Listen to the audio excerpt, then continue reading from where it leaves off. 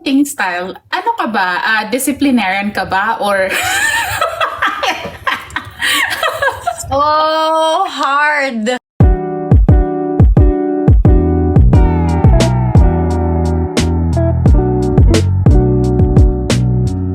Hindi marunong.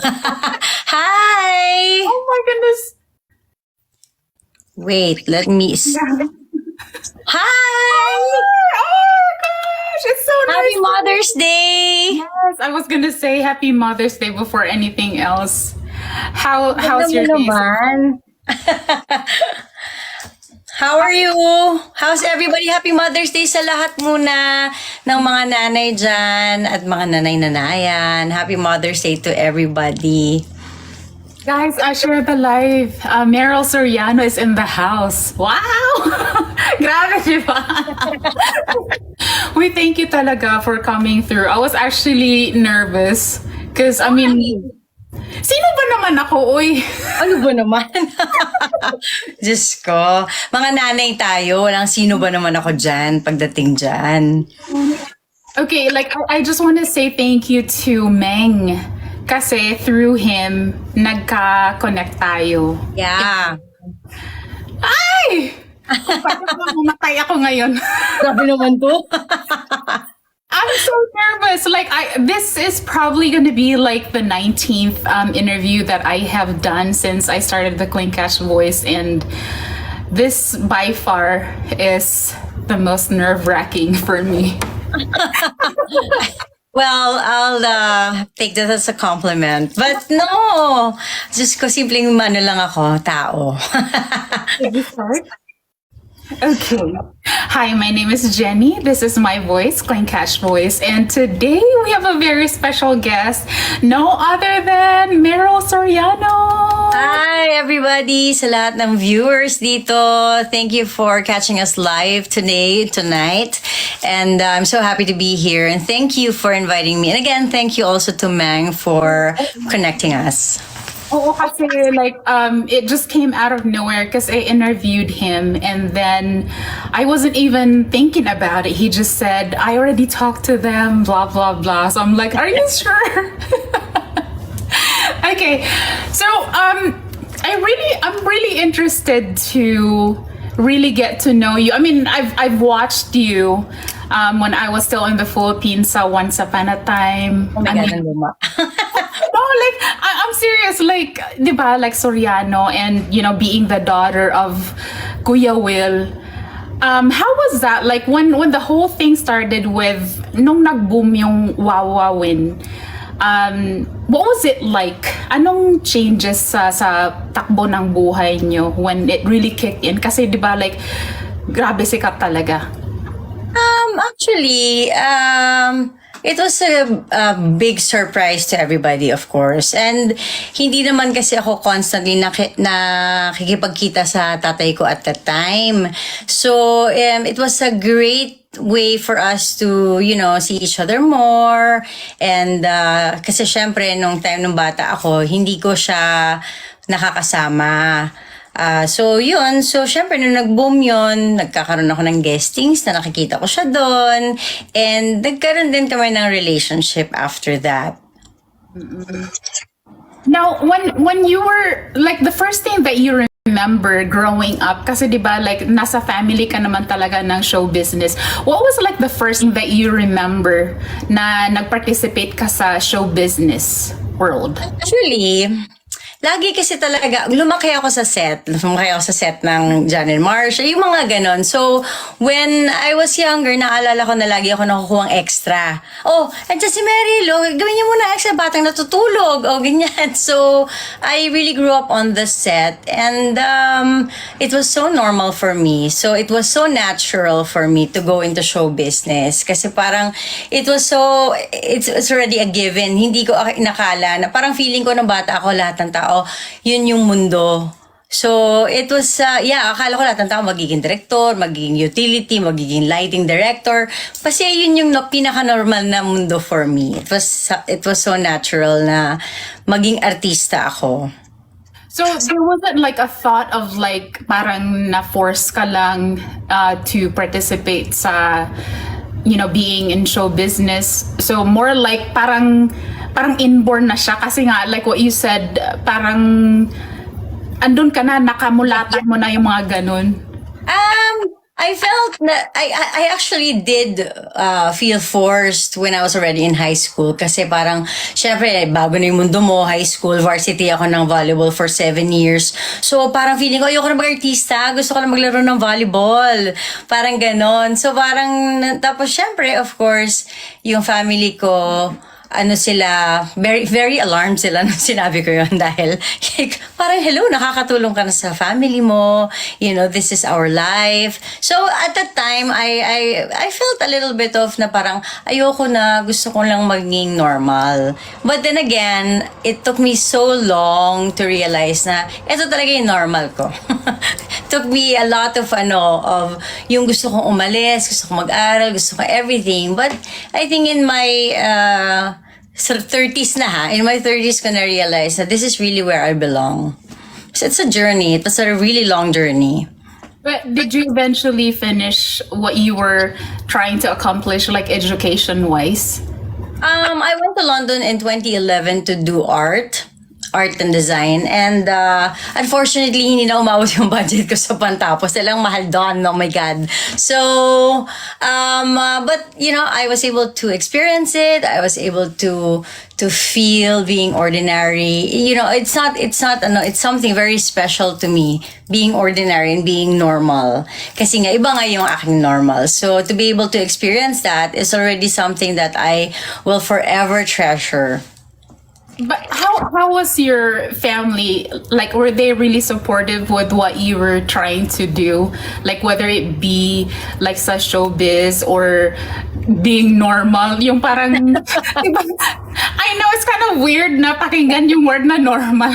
Kasi, I mean, look at what's happening now, diba? Meron yung PBB audition. Like, all these people are really, like, making an effort to make it somewhere, and then you were born sa showbiz, diba? Like, but they were really supportive with whatever you chose to do. I think in the latter part, siguro kasi I went to London, I was 28. So, I think, mahirap kasi, sometimes when you're already helping your family financially, you cannot always think of yourself. You're always given a choice to, be part of that where you get to help out. And for a time, syempre, hindi ko pa yun naiintindihan nung bata ako. But then again, when it was my turn, they were all very supportive naman. So parang mag-fast track lang tayo kasi parang, di ba, 1 hour lang tayo. Okay, so you were 28 when you went abroad to pursue arts, right? Yes. So how old were you when you had Elijah? I was 25. I was pregnant 24 and then I gave birth 25. Perfect age. Oh my God. What was it like? Was it like planned or parang it just happened? Definitely not planned. It was a surprise. Kasi that time, medyo rocky na yung relationship ko with BJ and parang it was such a surprise. Oh my God, all of a sudden I'm pregnant. And I was pregnant when we separated. So it was quite a difficult journey at the time, being pregnant and surprised. Yeah. Who was there? Like, who were there when that whole thing happened that you guys separated and then yun na nga, you got pregnant? My family, my mother, definitely my mother. So happy Mother's Day to my mom. Best mom ever. Pero okay, so when you had Elijah, kasi I watched some of the episodes of The Curious 2 podcast. I was really, parang bilib na bilib ako kasi yung bonding nyo, nakakainggit. Kasi diba, seriously, kasi diba, yung parang natural na kasi sa mga teenagers na parang they wanna be left alone. Yeah. And just like what they said, yung children are the reflection of their parents. So, siya, like he's very articulate, very, very, nag-iisip talaga siya kung ano yung sasabihin niya. And you know, obviously it's something that he got from you. So, nung nag-come up kayo ng podcast, who thought of that podcast?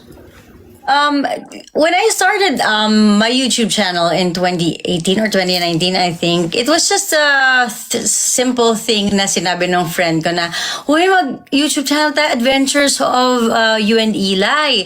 Sabi ko, okay, ayoko talaga kasi nga tamad akong magganyan. I mean, you know, sabi niya, but you know, try lang natin. Sabi ko, okay. So we did 2 seasons of The Curious 2, Adventures of a Single Mom and an Only Child. That's where it really began. And then, syempre parang nag-grow out na namin. Sabi namin, parang hindi na, okay lang, sige, no more na. And then, of course, I got pregnant again. And then, that was during the pandemic. And walang work. And I decided to breastfeed for a year or 2 years. Turned out to be 3. So, but you know, and then sabi ko, oh my God, I will start this Dear Mama Meme YouTube channel. And then about motherhood and parenting. And then sabi ko kay Eli, let's do The Curious 2 again. And then parang hindi na siya swak sa teenager na ang daming gagawin, yung mga adventures. So I said, maybe we should do a podcast instead where, you know, it's very hard to be a mom of a teenager, especially sa panahon ngayon. And of course, I want to hear his insights on things, on what's happening. And parang with the toddler, ang hirap na makapagkaroon kami ng bonding sa bahay dahil ang gulo talaga ng second child ko. Talagang todohan yung toddler baka mo. I'll give it to you, mama. So parang it was a great way for me and Eli to, you know, have a sit, like an hour at most, to have a chat about life and what he's going through. And it was really something na parang a great idea for us to get to be able to talk, you know, have a moment to ourselves, and you know, kung ano man yung mga fears ko as a mom sa teenage life niya dahil mas mahirap ngayon. There's internet, there's social media, and sa pinagdadaanan din niya as a teenager. So great idea as a mom, you know, to be able to have that special bond namin that translates into, you know, to a podcast. Yeah, kasi like nakaka-relate kami kasi kami ni Greg ng husband ko, we have a 15-year-old. And I was actually, I was actually showing him, he's actually not home. He went on a sleepover, pauwi siya ngayon. So I showed him one of your, I think this was like the second episode of The Curious 2. And because of that, and I want to personally thank you kasi because of your podcast, I'm now making more effort to really communicate to him. You know, kasi like, siguro kasi ngayon ang mga teenagers, especially with all the devices and everything, it's almost like it's easier for us parents to just leave them be sa mga gadgets nila and they'll figure it out.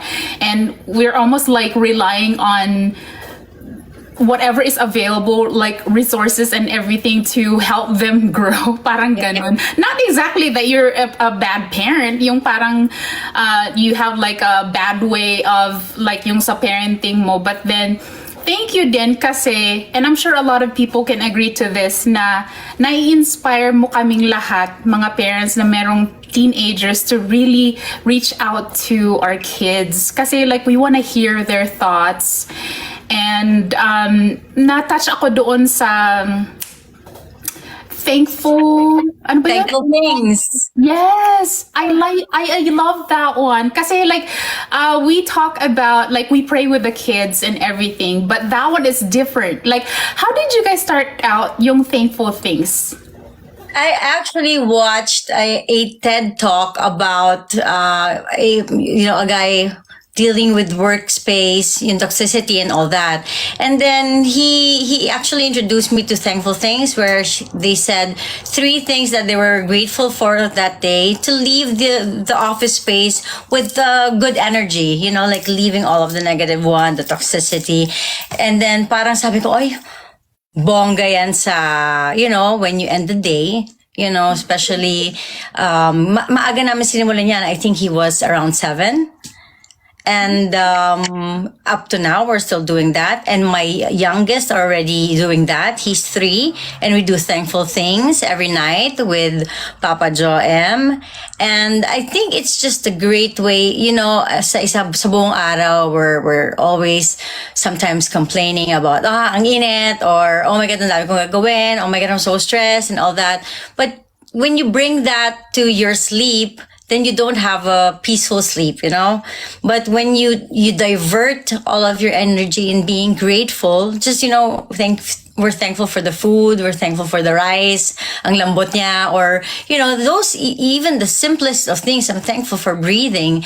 And I actually do that also on my own. You know, sometimes we get caught up with too much of stress and negativity in the world, you know, but just having that 3-5 seconds of being grateful. I'm grateful for being alive. You know, that helps out, and it also curbs the negativity of the day and turning it into something positive. And when you sleep, you know, you ended the day with gratitude. Yeah, and you wake up refreshed. Like you have a clear mind for the following day. I think we can all agree, diba, na mas madali magpagali. Sorry, Bisaya kasi ako. Mas madali magpagalit ng tao kaysa magpasaya. That's true.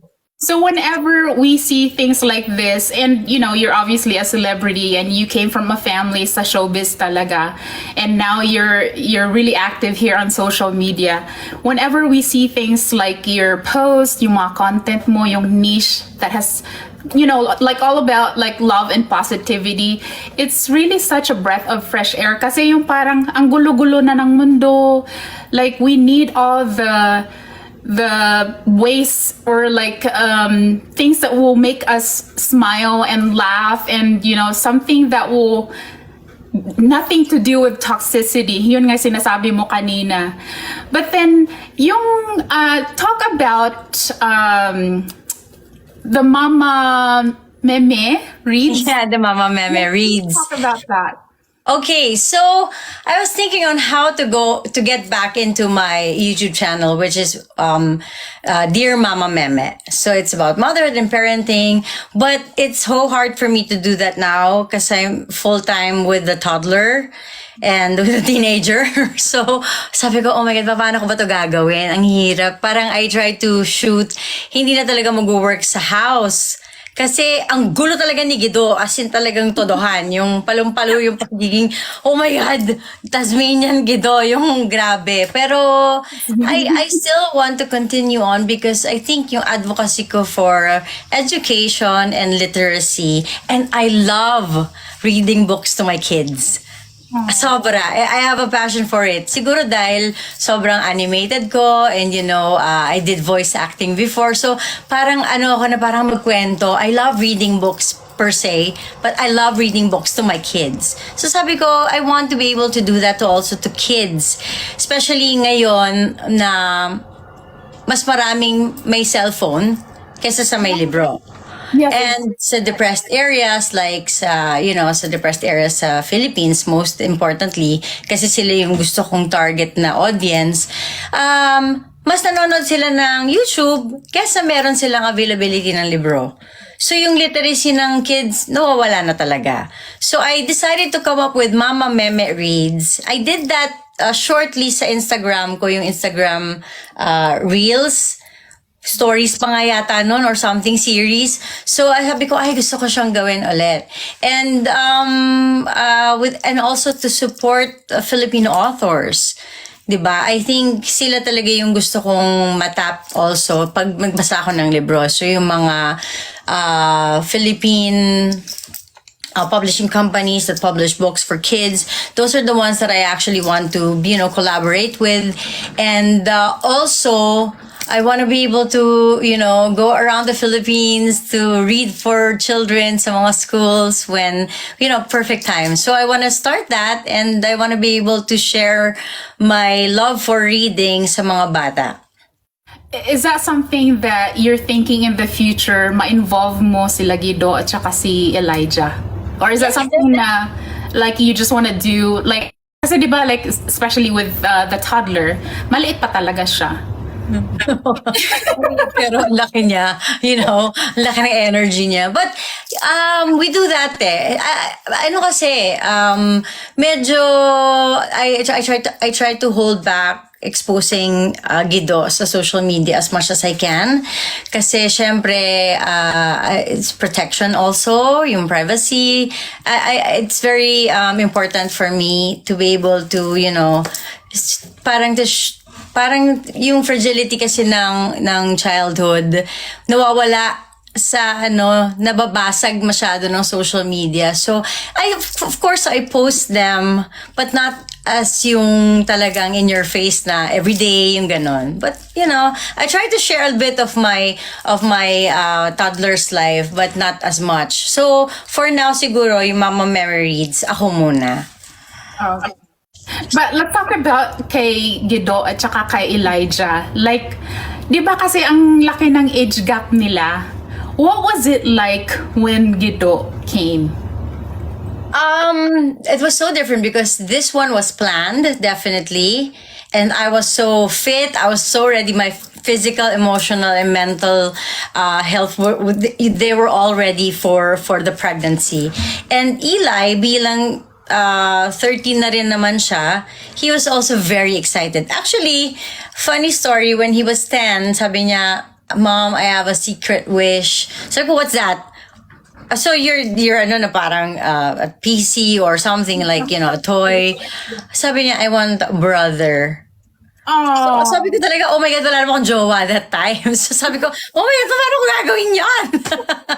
But, everything happens, perfect time, perfect, everything. So when that time came na I was pregnant and I told him, he was really in tears.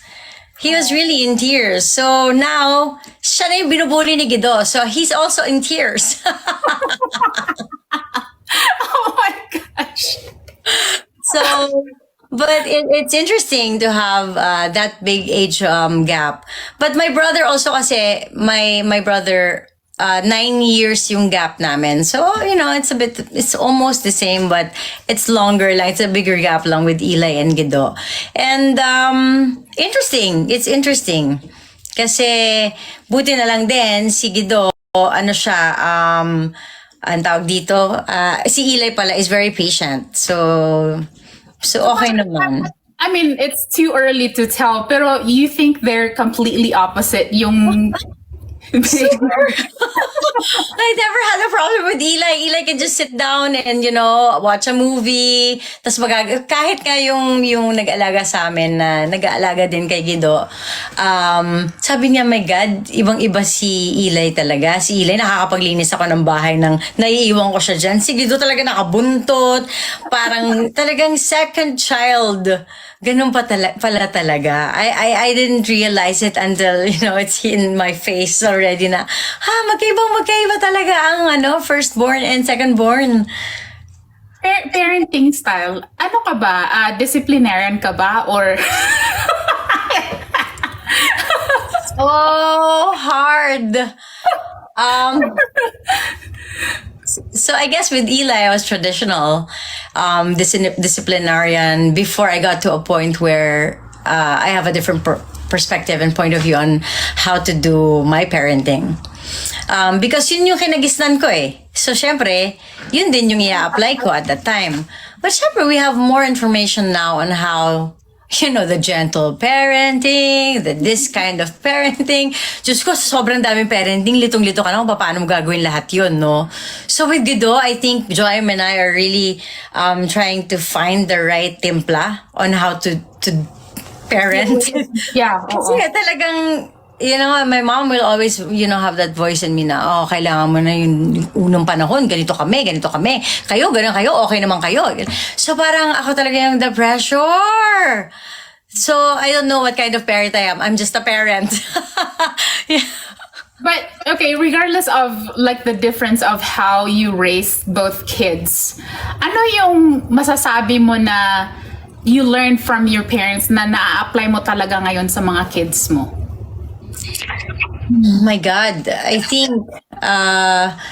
being very stern about certain things. But kasi my mom kasi is very nurturing also eh. So I think yun talaga yung nakuha ko. And also panganay ako. So I've been I've been taking care of my family in that kind of way. So parang natural na sa akin yun. Pero my father, si Kuya Will, disciplinarian yan. So, kailangan ganito. Dapat turuan mo yung mga anak mo na ganyan, ganyan, ganyan.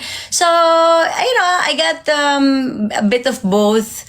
And yun nga lang, syempre, iba na talaga yung panahon ngayon. So, trying to find yung middle ground of everything is quite difficult. But, I try to apply both.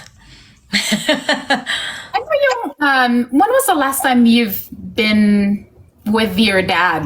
Kasi diba, like what you said, he's very disciplinarian, and I can almost imagine na he's also, parang meron siyang say sa mga apo niya.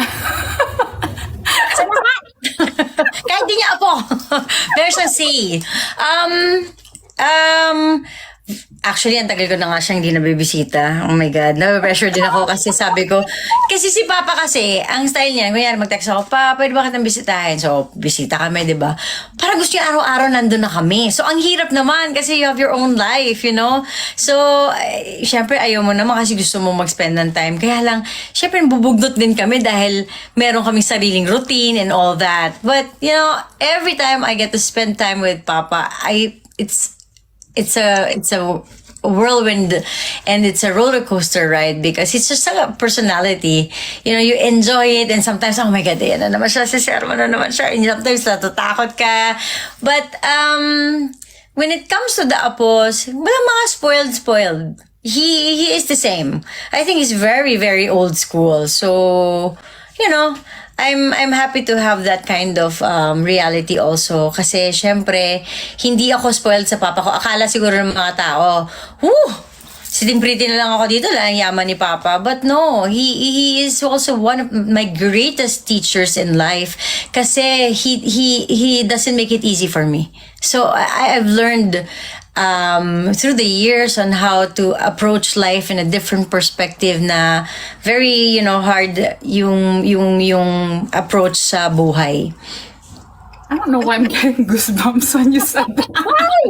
Totoo yun. Hindi ako magsisinungaling. Talagang strict si Papa.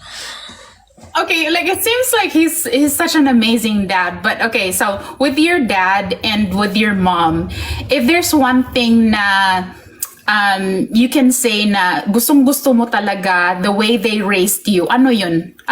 Sa mom mo at saka sa dad mo?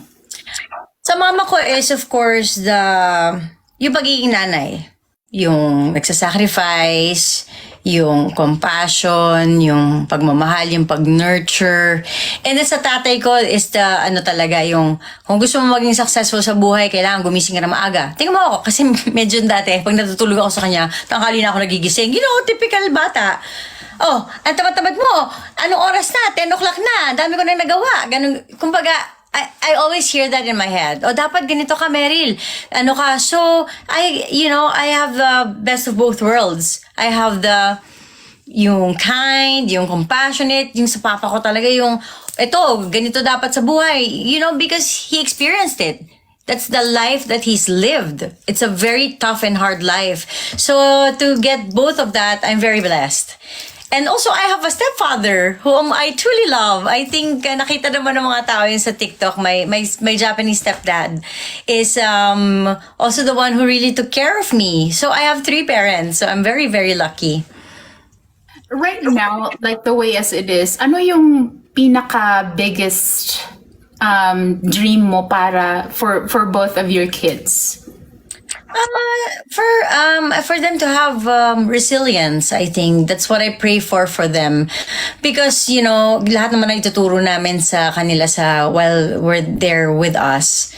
I think it's very important na yung values sa bahay matutunan na, but yung real world, that's where they will really be tried, like us.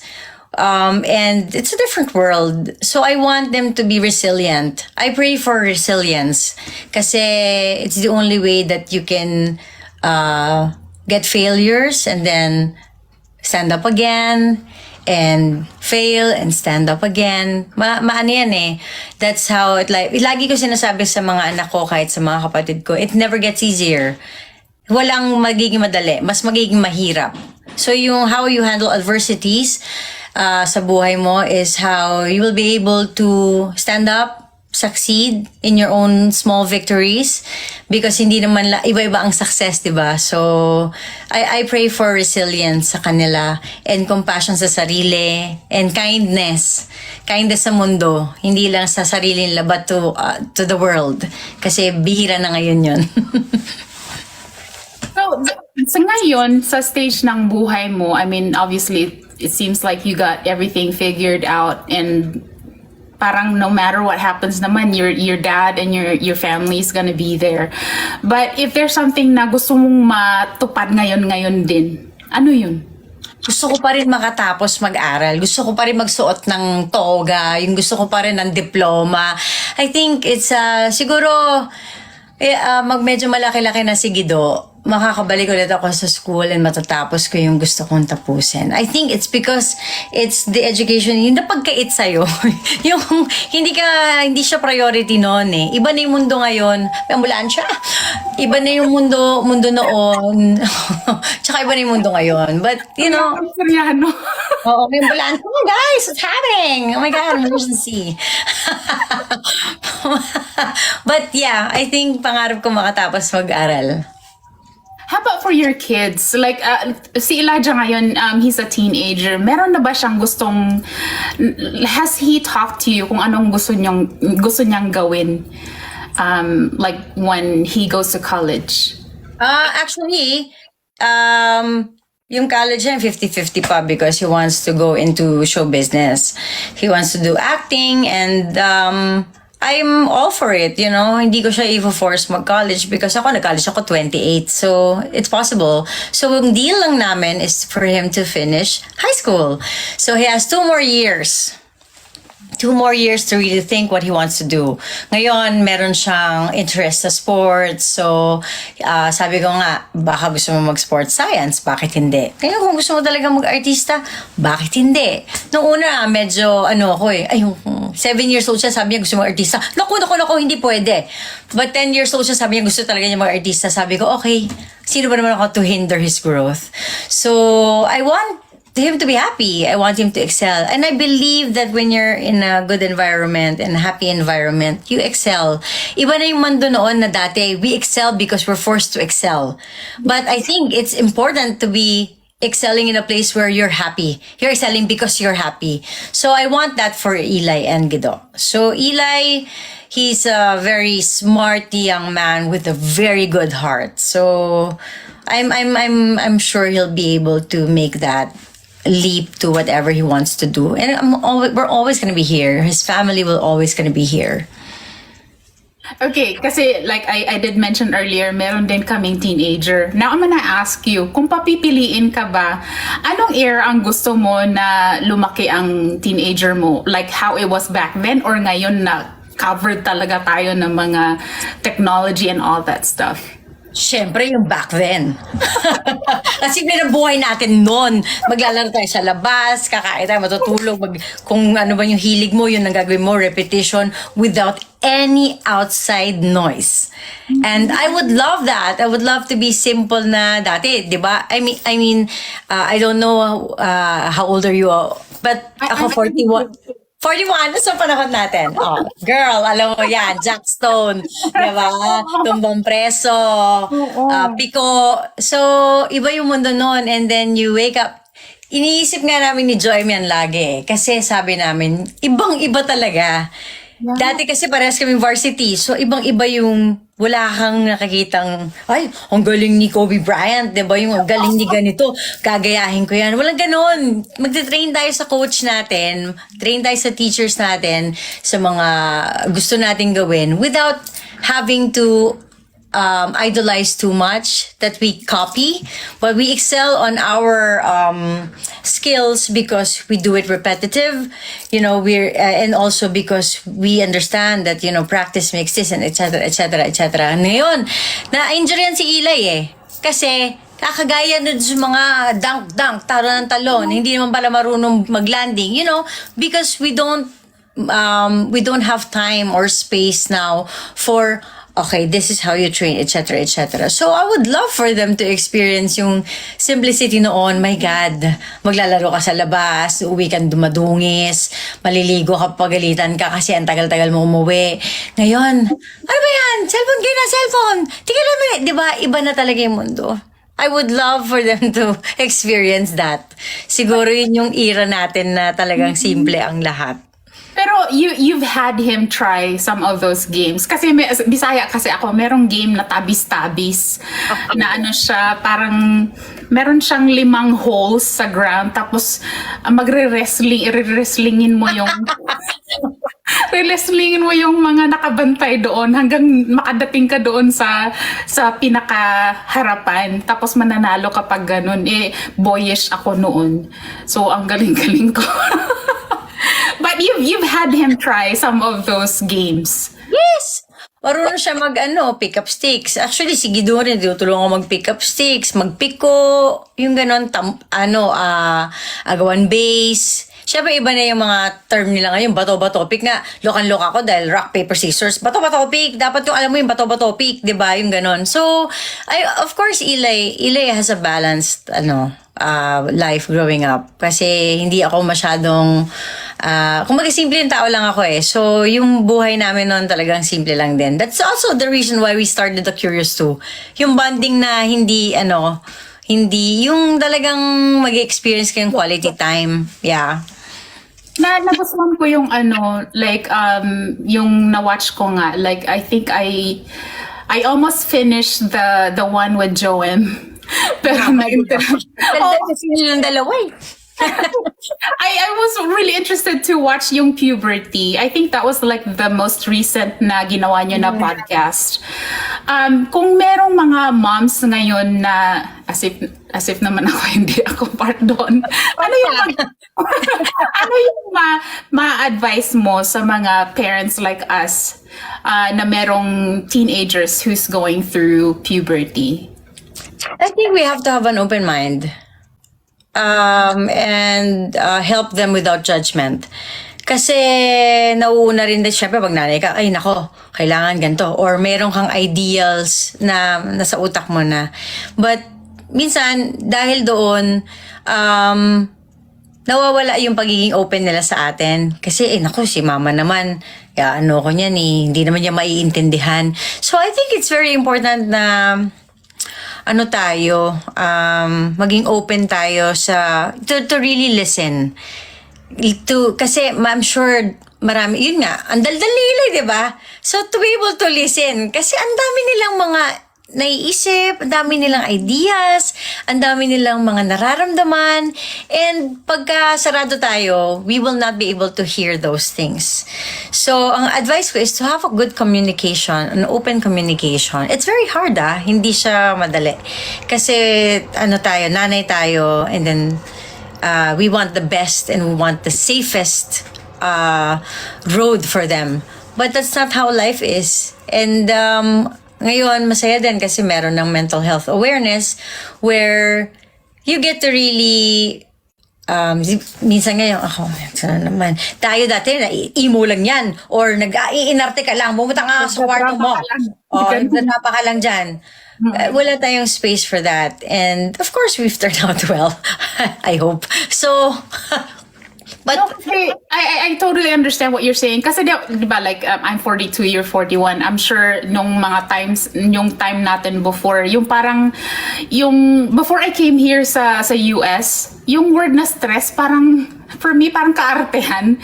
Diba? Kasi diba, like before, pag like you got bullied at school or something, iiyak ka sa parents mo, tapos sasabihin, uy, nag-iinarte ka lang, yung parang ganun. But now, parang gusto mo talagang, okay, let's sit down and let's talk about how you feel. Ano ba talang nangyari? Walang mga ganun. At least for me. Walang... For me, you and me both.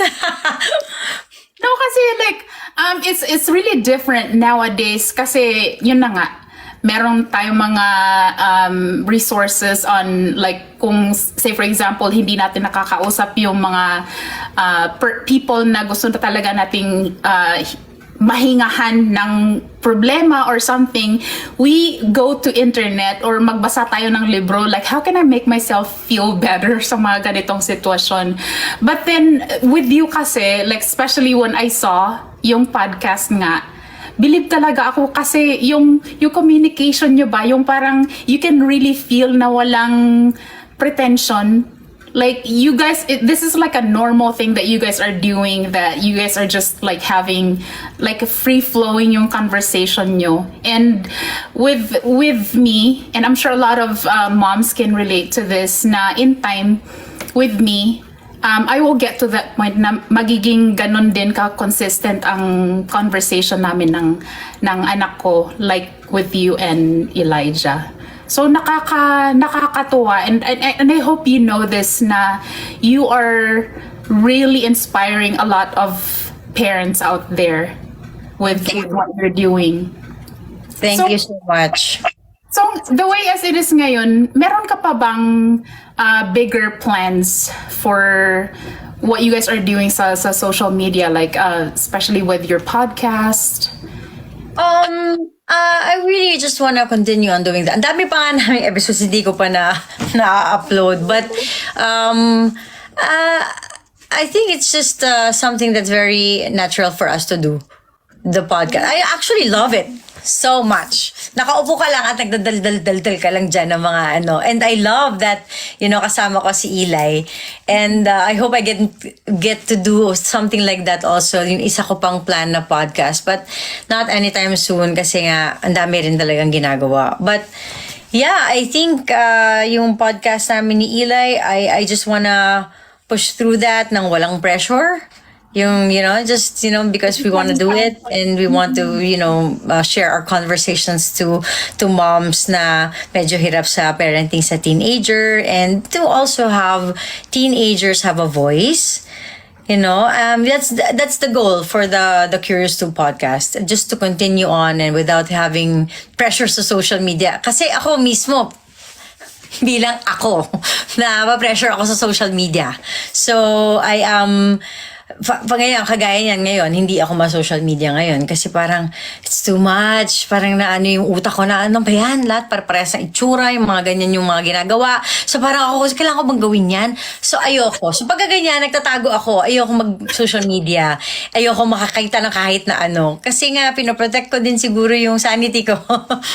So with the term social media, I'm not really a big fan, but I know kailangan siya, but I like the traditional way of working. It's a private. You work, you have a output of your work, which is acting. Kasi yun talaga ako. So that's what I want to do. That's what I want to continue on doing. And with social media, love-hate relationship kami. So I don't know. Okay, you did mention kanina na si Elijah, he wants to pursue yung acting. What about sa social media? Kung gusto niya mag-create ng sarili niyang podcast, is that something na you're open to? Yeah, actually, I'm encouraging him to post yung mga gusto niya sa sports. Kasi kung mag-artista siya, syempre, I understand naman the whole business side of it. So, siguro sa kanya na lang. Siguro sa akin, medyo, pa ako dahil ibang nilalang pa ako na buhay. But him, that's already his life, So, private din siya. So, hindi rin siya post kung ano-ano because siguro na-influensahan namin ni Joem. Si Joem, walang social media. So, na-influensahan siguro namin siya na to be private. And, ngayon naman ako naman sinisinger, so mag-post ka ng mga basketball mo. Mag-post ka ng mga workout mo. Kasi kung gusto mo ng ganito, etc., etc. So, ako talaga yung naririnig sa sarili ko, ako ba talaga nagsasalita nito? Oh my God, who is she? So, but, naiintindihan niya na kung ano yung kailangan niyang gawin. So whatever he wants to do, sabi ko, I'm always gonna be here to help you out how to manage things, on how to go about things. Basta sabi ko, you have to protect your mind. And that's the bottom line. You protect your mind. One of the things na nakarelate ako, and I'm sure a lot of people who have seen the podcast can relate to this. Di ba nag-pandemic? And I think this was the social media episode ng podcast nyo that you guys discussed about yung nagka-pandemic and then everything was online. What was it like sa inyo? Like dealing with a teenager during that time? Hindi, nakikita lang namin siya pagkakakain. Kasi, you're all inside of your heads. The pandemic was really difficult for everybody. But we're lucky kasi magkakasama kami. Marami kami sa bahay. Pero, you get sucked into trying to deal with it. Yeah, wala kang mapuntahan. Oo, ang hirap talaga. Di sila makapaglaro ng basketball. Tapos, yung school nila online. Nakaupo sila the whole day, most of the day. And then, after nun, parang 24 hours yata nila magkakausap yung sarili nila, mga kaibigan nila. Parang, pagpunta ko sa kwarto niya, may kausap siya. Bago matulog, may kausap siya. Parang ako talaga yung, oh my God! Habang tulog ba, magkakausap din kayo? Kaya niyo pa ba? Wala ba kayong distance sa isa't isa? Pero that's the reality of it. Yung mundo natin ngayon, yung mga teenagers, oh my God, they're always talking to each other. Nalalaka ako. Palinggo nila na hindi ko maintindihan. Oo, ay ako nakikijoin ako dyan. Ibig sabihin yan, ha?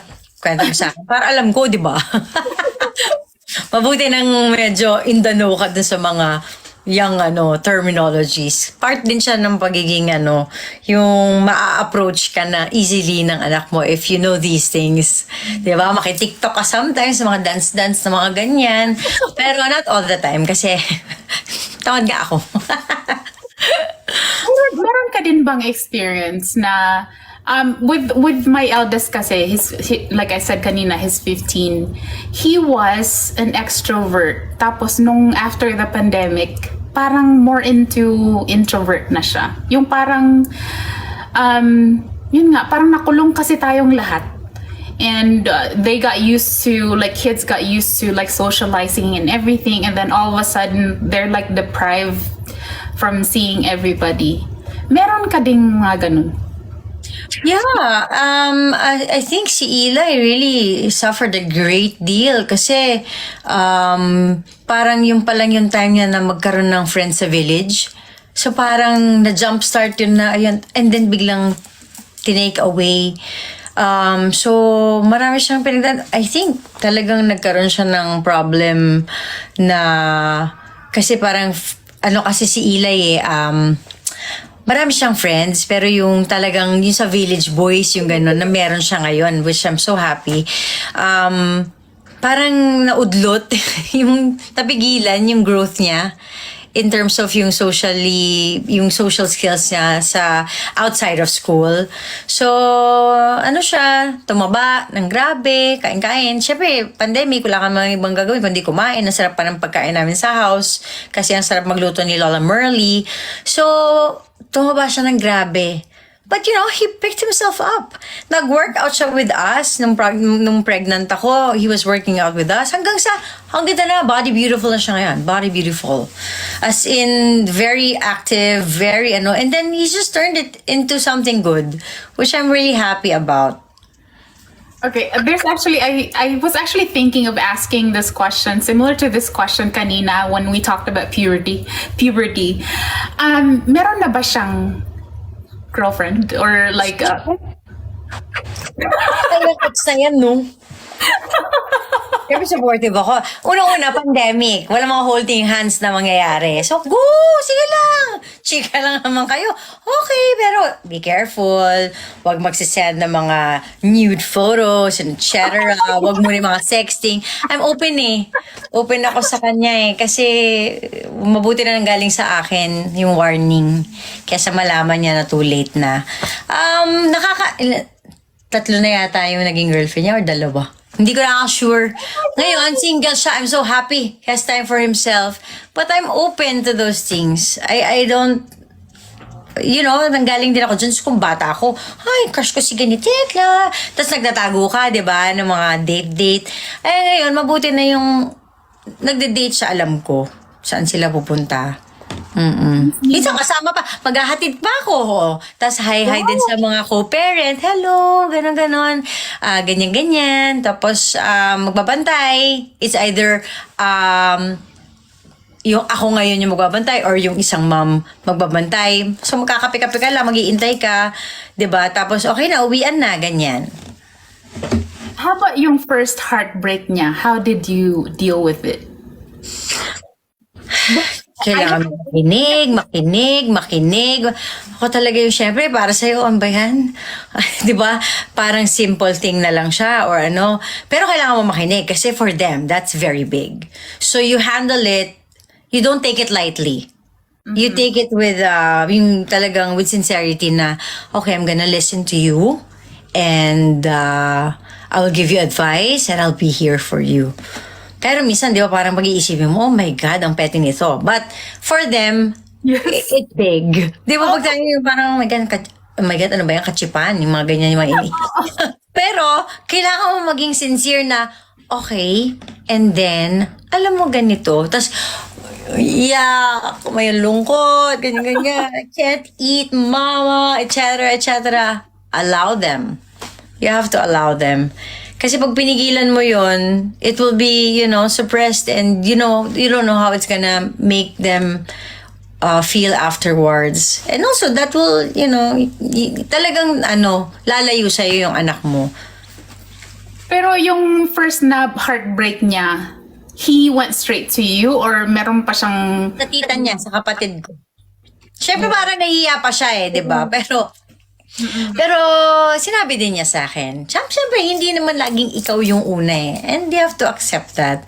Pangit naman kung laging ikaw yung una. Siyempre you want them to be independent. You know that they have yung independence on who to turn to, But sabi ko, but you always have to tell me. Kasi it's the only way that I can protect you. It doesn't have to be me first, but, you have to include me. Kasi, doon kita matutulungan, doon lang kita maiintindihan, doon lang din kita mapoprotektahan if you tell me. Kasi kakampi, dapat kakampi ka 'Di ba? Hindi yung peke-peke ang kakampi, yung kakampi ka talaga. So, and the only way na magiging kakampi ka is when you're really open to them. And you let them be. Ang hirap nung let them be, but you have to let them be. Kasi like you have to tell them na kahit magalit ako kung ano man yung sasabihin mo, you have to tell me the truth kasi like I won't be able to help you kung wala akong alam sa mga nangyayari. Yeah, that's right. But like ngayon sa'yo, like you are so articulate. Yung parang ano ka ba, like you para I really wanna pick your brain. Parang ganon. Like there's so many things na parang like we could talk for hours on end, but I don't want to keep you too long. Sino yung who do you really look up to? Na parang masasabi mo talaga na inspirasyon mo talaga with who you are as Meryl Soriano ngayon. That's very hard. I think 3 of my parents. Kasi nanay ako, so I have my mom that really inspires me and helps me out when it comes to understanding things. And then my stepfather, whom I truly enjoy my childhood with. Actually, nandito ako sa Japan ngayon dinalo ko sila. Anyway. Surprise. Abangan ang aking TikTok sa aking pag-surprise kay Papa Gucci at kay Ken, sa kapatid ko. But, them. And then, si Joem is a great way. My partner Joem, my family is an inspiration because I learn a lot from unarming myself from alam ko na yan sige, parang mom, I'm sorry sa mga nanay, but I truly believe that mothers do not know best. Kasi if you say that, you already say that you know more than they do. But we don't. I won't be able to give them the space to teach me if I say, I know what's best for you. So, I'm so sorry sa mga traditional na nanay na, mothers know best. Diba? Yung parang, it's hard to say it out loud kasi ayaw mo naman silang matapakan yung kanilang or ma-offend. But for me, it's what made me this open. It's when I told my son, kasi syempre single parent ako noon, and sinabi ko kay Eli, I don't know what's best. Because this is a journey na parehas natin gagawin, tatahakin. And pag sinabi kong alam ko na lahat, then there's no more room for growth for the both of us. So, life is a great teacher. So, yeah. So I hear all of the voices of my parents and my family. Yeah. Like we're also different from each other. Hindi naman pwede na cookie cutter na whatever works for one will work for everybody, yung parang ganun. So I totally understand what you're saying. Oh my gosh, nashock ako, nandyan ka pala sa Japan. I kept repeating, Pinas time, Pinas time, Pinas time. It's okay. It's just 1 hour ahead anyways. Don't worry. Actually, it's a funny story because I've been dealing with some depleted mom syndrome in the Philippines na talagang they forced me to go with my mom kasi pauwi na yung nanay ko eh. 1 month siya sa Philippines. So, nung pauwi na, sabi niya, sige na, sumama ka na. Sige na, pumunta ka na si Joem. Sige na, kailangan mo yan. So, parang, this is the best Mother's Day gift na makapagpahinga talaga because grabe na talaga yung, yung hirap sa kay Guido. Si Guido talaga yung mahirap. Si Guido rin papahirap sa akin. But I'm so appreciative of Joem's gift for me sa Mother's Day. Be able to, get to visit my family here. Ikaw ba, like, with having 2 kids, what would you say is your biggest accomplishment as a mom? I think that they're both very independent. Well, si Guido not independent yet when it comes to kasi, but yung kita ko yung kanyang pagiging, yung meron na siyang personal space, meron na siyang personal time, and he's like me and like Joem, both makulit, malikot, hard-headed, strong-willed, and I'm very proud to see that. Kasi magandang development yon. But with Eli, I'm just so proud of Eli. Period. We're all so proud of him on how he's handled himself through the years of during the pandemic and then turning it around and being this hot, guwapo boy, no? Sobrang hot, guwapo boy. Lagi ko sinasabi, napaka-guwapo naman yan. So, kasi nagpagupit na siya eh. Tapos pink yung hair niya. Purple yung hair niya. Yung ako talaga yung, napaka-guwapo ng anak ko. And now, meron siyang summer job. Wow! And it came from him na gusto niya ng summer job. So, ako talaga yung, go for gold, anak! So, totoo ako kasi, Mom, I'm going to work na. Diba? Jill ni Eli. Feel niya yung, Mom, going to work na. Mom, home from work. Naka naman. Ang cute. You were saying that, diba, like you're open-minded and it seems like para kang yung somebody commented kanina na parang modern mom ka. Pero like ngayon sa edad ni Elijah, meron ka bang ideal age kung kailan siya pwedeng mag-asawa? Huwag naman sana maaga. Kasi I want him to experience, life na... Kasi naniniwala ako na na your 20s, you should make all the mistakes. So talagang todo mo na. Yung, sige na, ka na dyan, maglakwat, tsaka magkamali ka na ng marami. Kasi sana by 30s, you try to apply all the lessons that you've learned from all those in your 20s mistakes. And then, sana makapag-build siya muna ng sarili niya ng 30s. In his 30s, maybe willing na ako na mag-asawa siya by that time because he's experienced a lot. Pero kung gusto mag-asawa ng 21 siya, susuportahan ko pa din siya kahit nalabas sa ilong. Grabe naman. Diba, ka pa din, full support ka pa din. Diyos ko, para kang Haynes Garter, yung full support. Pero, labas sa ilong yun. But syempre, in his 30s or 40s would be ideal. But as a father, naku, yun nga eh. Ang sarap kasi maging magulang ng maaga ka eh. So, I don't know, balance sa buhay niya. Basta full support ako. Yeah. Okay, so you have 2 boys. Are you pretty much done having kids? Yeah. my body clock, my doctor, my OB-GYN doesn't want me to have any more kids. Sabi niya kung gusto daw namin talaga ng isa pa, dapat magkasunod talaga completely. Yung parang, parang sabi ko gusto ko naman namin yung motherhood. So parang sabi ko, it's a choice. Gusto pa namin ni Joem, gusto pa namin. Pero ayaw na niya dahil high risk na. And then ako, gusto ko 3 lalaki.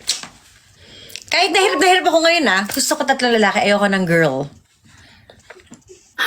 This is like the first. Kasi we have 4 boys. We really want a girl. So this is like the first. I guess like you're like one of the rare moms. Di ba sabi ni Miss Nina, why? Kasi gusto talaga namin. Sandali, merong paso. Gusto talaga namin ng girl. So when you said, Hirap mag-alaga ng babae, guys. I think naghirapan yung nanay ko sa akin. So, ayoko yata. Kasi alam mo yun, yung parang, kunyari, kagaya ni Guido, 3 years old. O sige, magtatakbo ka, anak. Go! Dapat madungis ka uuwi. Sige, pagbaba, ayan. Dahil, Diyos ko, baka magkasugat ka. Yung kagat ng lamok, etc., etc. Parang mas, yung extra yung care mo, parang feeling ko, mababaliw ako naku, dapat hindi ka magganyan. Naku, yung ko, magkaroon ka ng peklat. Kasi ganyan ako pinalaki. Huwag ka mag-volleyball, baka masugatan ka. Huwag ka naku, yung tuhod mo, etc. So parang feeling ko, wow, the effort to raise a girl. And then with how it is now in the world, my God, parang hindi ko yata kaya. I mean, mahirap na nga magpalaki per se, pero yung babae pa, in the world of ano bang tawag doon? Kardashian-Jenner era, parang ang hirap magpalaki ng babae. parang ching ching ching. Ang daming gastos. Daming gastos, ang daming danger, yung mga ganon. Parang it's so hard. It's so hard to be raising a girl when you know all the dangers out there.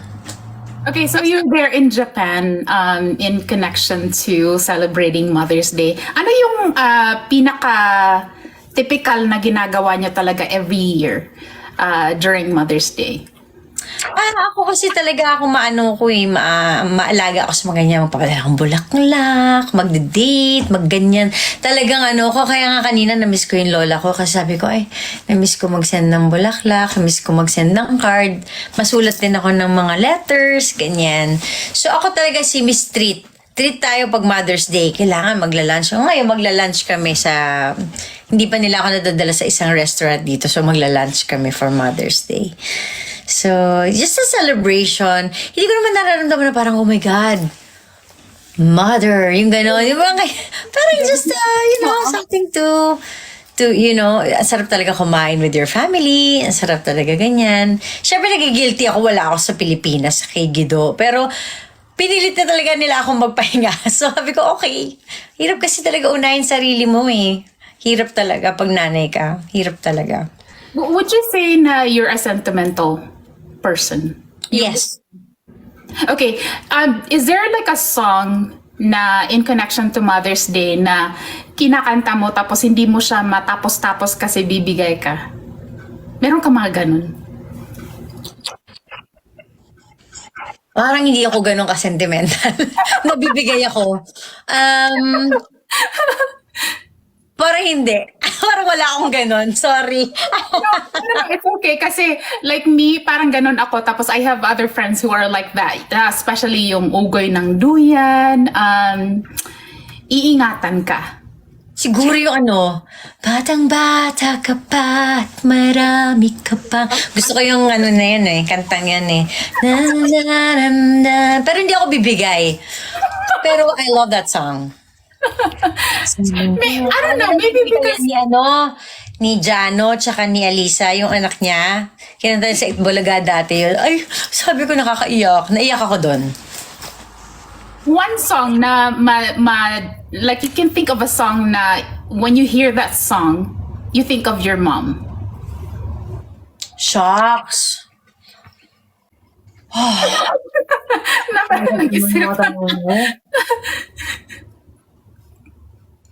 Ay, naku, hindi ko na matandaan. Pero, pag naiisip ko yung mga basya, yung mga pinapakinggan namin nung bata kami, na may CD siya, di ba, ganyan. Yun ang naalala ko, yung mga memories of choices of music niya at the time. Pero, I think, hindi ako ganun ka-sentimental. So, I take it back, hindi pala ako sentimental.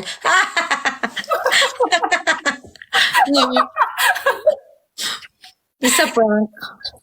Ganito na lang, because we're about to end this live, message mo na lang in general sa mga moms na nanonood ngayon. Happy Mother's Day, first of all. Alam ko kung gaano kahirap maging nanay noon at ngayon.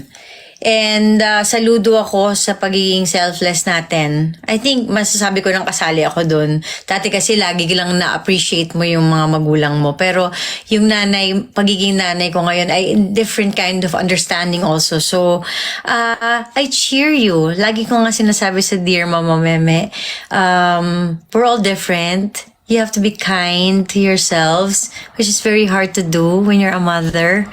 Nakakalimutan mo na yon. So, yun ang wish ko, we be kinder to ourselves, especially yung mental health din natin as moms.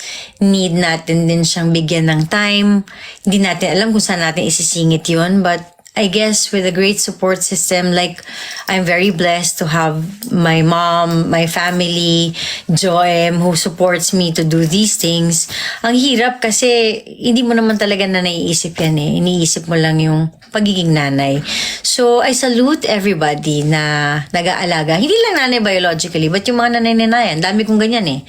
Ang dami kong nanay-nanayan sa showbiz, ang dami kong nanay-nanayan sa school, 'di ba? And so happy Mother's Day din sa mga non-biological mothers. Kasi lahat ng ginagawa ninyo makes an impact to the child, to the people you care for. And yun palang success story na tayo as moms. So, congratulations. Nakakalampas tayo ng mga levels, no? Meron akong teenager, meron akong toddler. So, sa mga ganun din na mga nanay, I salute you guys and I cheer you. Mama Meme cheers you. So, and thank you for inviting me here to talk about motherhood and to share my stories and my kagagahan, you know. No, ito na lang, last na lang. Si Joem, message mo for Joem. Ay, Diyos ko, Joem, thank you. Period. That I